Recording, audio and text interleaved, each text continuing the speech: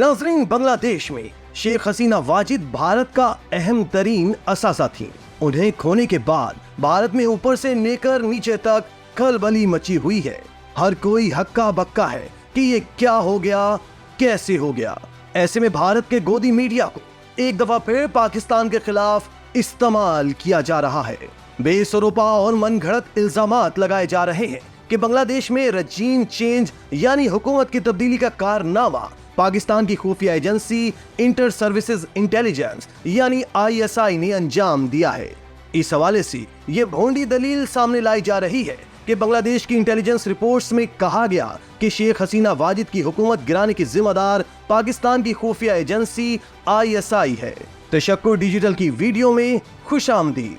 दोस्तों, झूठ और प्रोपेगेंडे की इस कहानी को तकवीत देने के लिए भारतीय मीडिया दूर की कौड़ी लाया है और मुबैना बांग्लादेशी इंटेलिजेंस रिपोर्ट्स के हवाले से दावा किया कि एहतजाज और हुकूमत गिराने का यह सारा ब्लूप्रिंट लंदन में ISI के ताउन से तैयार किया गया था।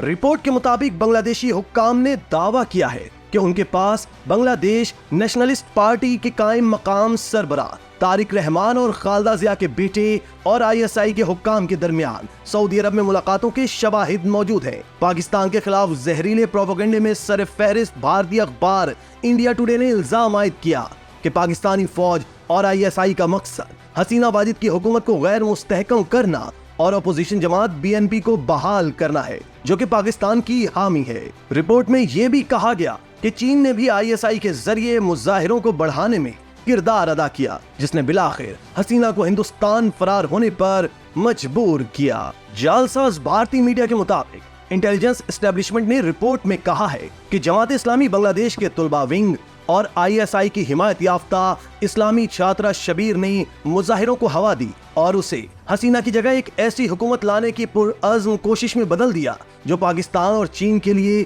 दोस्ताना हो। जमात इस्लामी, जो कि अपने भारत मुखालिफ मौक़िफ़ के लिए मशहूर है, उसका मकसद तलबा के एहतजाज को सियासी तहरीक में तब्दील करना था। बोगस रिपोर्ट में दावा किया गया कि इस्लामी छात्रा शबीर के अरकान ने कई महीने इसकी मंसूबाबंदी की थी। भारतीय मीडिया ने बांग्लादेशी इंटेलिजेंस जराये का हवाला देते हुए कहा कि इस फंडिंग का एक अहम हिस्सा पाकिस्तान में काम करने वाली चीनी इदारों से आया। रिपोर्ट में दावा किया गया कि बांग्लादेश के मुजाहिरों के दौरान सोशल मीडिया पर अवामी लीग के खिलाफ ज्यादातर पोस्ट, मुजाहिरीन के खिलाफ तशद्दुद की वीडियोस और शेख हसीना की तजलील वाले पोस्टर्स BNP और इससे मुंसलिक अकाउंट्स तैयार कर रहे थे। इनमें से एक बड़ा हिस्सा अमेरिका में कायम अकाउंट्स से पोस्ट किया गया था। नाजरीन, ये तो भारत की रिवायती चाल है और दुनिया बखूबी जानती है कि सच क्या है और झूठ क्या है। भारत, जो हमेशा हमारी इंटेलिजेंस एजेंसी की पेशावराना महारत और अपने वतन के लिए बेलौस जज्बे से काम करने की वजह से हमेशा खौफजदा और अदम एतमाद का शिकार रहता है, वो हर मामले में किसी न किसी तरह इसे मुलव्विस करने की कोशिश करता है। नाज़रीन, अब हम कुछ हकाइक पर बात करते हैं। क्या बारहा ये साबित नहीं हुआ कि हसीना वाजिद भारत की एजेंट थी, भारत के हाथों खेलती रही और जब इसका तख्ता उल्टा तो इसे पनाह भी भारत ने ही दी।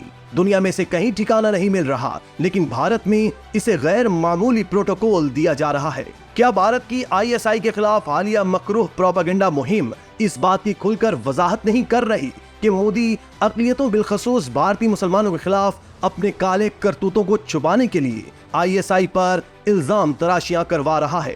नाजरीन, आपको याद दिला दें कि भारत के नाम निहाद TV एंकरों और अपने तई खुद को बहुत बड़ा सहाफ़ी गिरदारने वाले भारतीय जर्नलिस्ट इमरान खान की हुकूमत तहलील होने और इनकी गिरफ्तारी के इल्जामात भी हमारी ISI पर लगाते रहे। हालांकि बारहा मौक़ों पर साबित हुआ कि इमरान खान की हुकूमत के जाने में फौज का कोई लेना देना न था। वो एक जमहूरी तरीके से हटाए गए और उनकी जगह उसने ली जिसके पास अक्सरियत थी।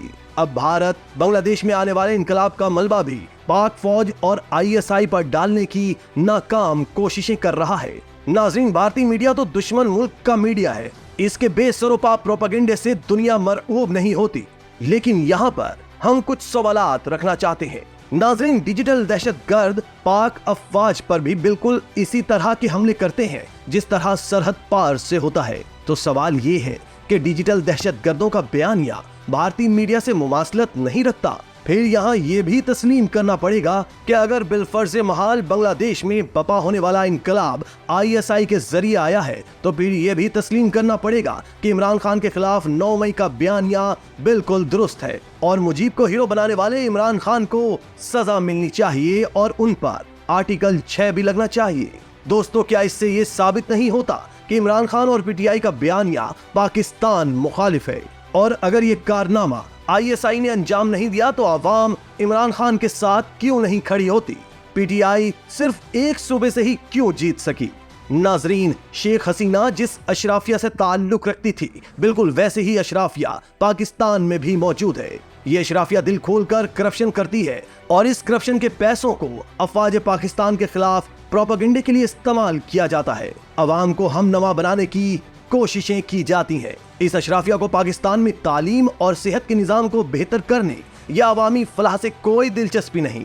इसका काम सिर्फ अपने मजमूम मकासद की तकमील के लिए अफवाज पाकिस्तान के खिलाफ मुगल्लिज़ात पकना होता है। दोस्तों, अशराफिया के इस रवैये का अंदाजा बांग्लादेश की मौजूदा सूरत हाल के बाद भी लगाया जा सकता है। भारतीय मीडिया और उनके सियासतदान एक जबान होकर ISI को इनकलाब बांग्लादेश का जिम्मेदार करार दे रहे हैं, झूठ का प्रचार कर रहे हैं, लेकिन हमारे सियासतदान खामोश तमाशाई बने हैं। क्या हमारे सियासतदानों का फर्ज नहीं कि वो अपनी फौज की हिमायत में आगे आएं, दुनिया के सामने मोदी की फाशिस्ट हुकूमत का पर्दा चाक करें, बताएं कि किस तरह बांग्लादेश में इनकलाब आया और किस तरह मोदी और हसीना वाजिद के गठजोड़ ने करोड़ों बंगालियों का नाका बंद किया हुआ था। इसी तरह की मजीद वीडियोस के लिए आप हमारा चैनल सब्सक्राइब करके बेल का आइकॉन प्रेस करें। इसके अलावा अहलियाने कराची के लिए रोजनामा तशक्कुर हर स्टॉल पर मौजूद है।